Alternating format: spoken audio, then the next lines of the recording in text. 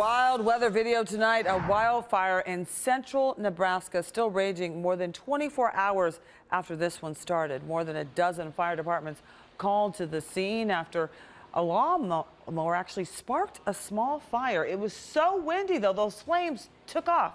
See, spreading to more than 70,000 acres. The governor, in fact, declaring a state of emergency until that fire is under control. Officials inspecting the ground beneath these multi-million-dollar mansions say the properties are safe for now. Historic storms slammed California earlier this month, causing landslides. A number of them. You can see a huge part of the cliff in Dana Point collapsed into the ocean. The city engineer says there's no immediate threat to the home itself, but another big rainstorm could change all of that.